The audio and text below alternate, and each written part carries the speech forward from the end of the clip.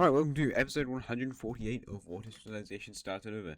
In the last episode, we saw many wars, including one over in India, where the Gangeatic country invaded the Indian country, solidifying more of its control over the subcontinent. The Iberians invaded the Granadian country, Nigeria got turned into an autocracy, Java, and also the Baffin Islands don't exist anymore. Well, they're under Greenland. In today's episode, we'll see many wars, actually. I think it's going to be some of the most wars of this entire era, and we're going to start off by going back over to India, because of course it's India. Let's do another war here. And predictably enough, the Gangeatic country will be invading the nation of southern India, the main opposition really to them in the peninsula. So they're going to invade them. They're going to send their forces over here north across around to this area, which seems quite economically prosperous. All of these cities. The capital is over on the eastern side, but this is less valuable, so that you're thinking, what they're going to do is just cut across like this and then head up to the capital. That's the plan. They also capture these border cities up here, and they have some troops just kind of patrolling the area around those cities, but it doesn't really matter. Gangeatic troops will be very successful moving down the coast, and although democratic aid, or aid from democratic countries, is going to the southern Indian state, even from the Gangetic country's old allies in Tibet, Kashmir, and even Bengal, they're not really being that successful. They're doing alright, and they managed to push back over in these central regions, pushing the Gangetic country back to their main areas around the coast, but they still just continue to move southwards. The navy is incredibly powerful, and it's doing way more than the Southern Indian Navy, and to such an extent that they managed to land over here in Sri Lanka, taking over the northern part of the island, and landing at all the various important bases until the final city is captured, and the island falls within a week. Which is pretty bad, because now they're going to turn these cities and the areas of military bases around them into their own stuff, so they can try and invade into the south of the island.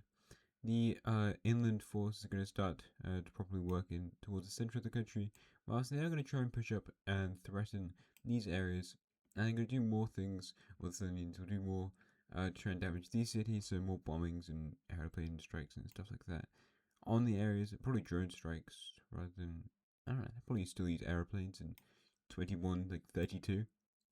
But at this point, they're getting very close to the capital city, and with a naval invasion from the eastern side, the two armies will begin to close in on the capital before finally they take it. At this point, the country isn't doing too well at all, and within the next few weeks, it will surrender. And there you are. In the peace deal, they will of course fully annex the nation, and now for the first time in the entire series, the entire Indian subcontinent is owned by one country, and it's actually the Gangeatic countries, which is pretty cool. They look quite good, I think, in my opinion, and yeah, it's very odd for this series. Another pretty crazy thing as well is, if we look at power rankings, this is the 8th strongest Asian country, stronger than nations like, where's the number 9? Bengal, Uzbekistan, and stronger than many other countries around the world, in higher positions in their rankings. I could say they were probably stronger than, like, Greece, maybe not Iberia, probably maybe Greece. But that's a fairly powerful nation. It's a pretty scary stuff. If we look at power rankings, I don't think they've changed here. I don't think there are many changes at all. Maybe there was something. I feel like there was something somewhere, but it was in Asia, with these guys moving to number 6. Yeah, there was Oman's now number 7, you're number 6. That's what it was. Anyway, next event of the video, we are now heading over to the northern part of the world, over here in Finland, because once again, the Finnish military is on the move, and this time they're invading a country who, it was kind of pretty strong not too long ago. It's the nation of Ingria. Finnish bombings will begin on the capital city, with fanatics being spies and probably also doing terrorist stuff. So that's pretty bad, but they don't make any ground, and they actually start to invade over here in the east. Surprisingly enough, the country will actually, with its immense population in the St. Petersburg area, begin to invade into Finland. However, they can't really threaten this city too much due to military restrictions that haven't worn off, and also just kind of fears of all these guys invading. The country is also incredibly damaged, so the Finnish will eventually start to push back around the city, and the war will slow to one of attrition. Whilst this city is surrounded by Finnish forces before eventually being taken, Finland can effectively just use all of its population, because people here are so radically pro their religion, especially since the recent events of communism and atheism. the Finns are incredibly motivated to fight for their country, and ultimately the capital is eventually pushed back, whilst at the same time the Finnish force manages to connect over here to Latgalia, separating the southern part of the country. They managed to capture all of that, and now they're fighting on the northern front. The Estonians ask by the Finnish, like, can we use your land for strategic invasions over into the western part of the country? And Estonia is not sure. They don't really have excellent bonds with Finland, but there are notable Druidic people within Estonia, and eventually, with a lucky cabinet makeup, the Finnish will be able to move in through eastern Estonia and invade into Ingria, managing to basically close in on the country apart from the capital city. And after probably months, maybe like half a year of fighting, they'll eventually take the capital city and we can go to a peace deal.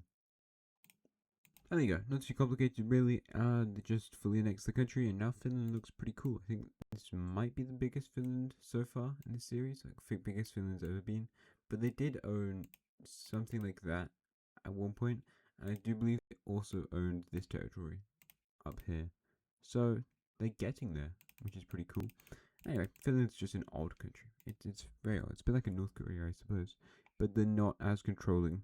But also, if you don't follow Druidicism, then it's quite controlling. Anyway, let's go over here to Asia. Because something very odd will be happening with this color over here, as you see the unification of Mongolia and Carcassia into one new Mongolian Union. They'll be placing their new capital city over in this city right over here, in the border of Jetazu. And there we go, both of your capitals are now gone, and we have a new Mongolian Union in Central Asia slash Russia. I think it's largely Mongolian. Maybe the capital isn't Mongolian, but this is quite Mongolian, and this is Russian. Anyway, it's pretty cool. These countries are very, very culturally linked. If we were to grab this and go to the culture layer, they're effectively the same ethnic group, apart from the north and the west. Well, the two countries in their core are the same ethnic group. Religiously as well, it's entirely the split off of the Central Asian religion, because these two are the same. They're just different parts of each other. And actually, whilst we're here, we can talk about a pretty important event, which is we need to go to this green color, because over here, the people of the Caucasian religion over here are finally going to make their own version of it, separating from the main Caucasian faith, which doesn't even really exist anymore, since all the Caucasians are now atheist. They all declared their own new version of the Caucasian faith under this new Uralian stuff, which is pretty exciting. There's quite a few religions in the world at this point. Like the Egyptian one, I haven't really done too much with them, and the Hejaz one would definitely decrease in size, so I might just do that. Just updating the religion map from a while ago with the fascist expansions, we see Central Asian religion kind of regrowing into these areas, people returning to their old religions. Yeah, for some reason, this segment is taking quite a while. But there we go. The Mesopotamians will also regain much of their territory, or religious territory, because it looks quite odd there for a moment, with it being an incredibly small religion, despite being such a major culture in the world. Or at least like culture family, which is a layer I have somewhere. There we go. It's quite a large culture family. Effectively, these ones are split off of it. Anyway, Mongolian Union. That's what we were talking about. Sorry, I'm getting very distracted. But this country is quite interesting. There was one person who had, well, both their parents were from either one of these countries, and they managed to unite both nations by using some suspicious stuff and a bit of loopholes in the country. They managed to become leaders of political parties in both nations, getting elected and then uniting the countries in a very, very popular union, which is also led, of course, to be only one government, but it goes even further than that, as they declare themselves a new dictator in the country, turning over to autocracy, but at the moment they haven't transitioned to fascism, which is pretty good, I suppose, but the Mongolian country now has their own dictator, and we're going to see some pretty predictable stuff happen with that, as they'll be joining up in the parallelogram alliance in Central Asia alongside both of those countries, but also at about the same time over in the Middle East and part of the alliance, the Hejaz country will join, as many people view theocratic nations as autocracies, which is pretty interesting for you guys, because lots of the world now views Oman as another country to be suspicious of and not to trust, so I have to see how that motivates them in the future. But Finland is also feeling that, but probably to a greater extent because it's Finland. autocratic order. I'll just update that for a moment. As we see the Mongolian country join up in the autocratic order. Now they can go to another war somewhere else and leave this segment. Anyway, as you may notice in Africa, there are many countries with the who are members of the autocratic order, but in the midst of all of them, there's one who oddly isn't, and that's you, Gabon. So today, the countries surrounding you, and of course the whatever they're called, not that, the circle lines, they will all be declaring war on the Gabon country, including Ghana even, and even like Niger, to try and change the government to make it autocratic. Because at the moment, they're not autocratic; they're just a left-leaning democracy.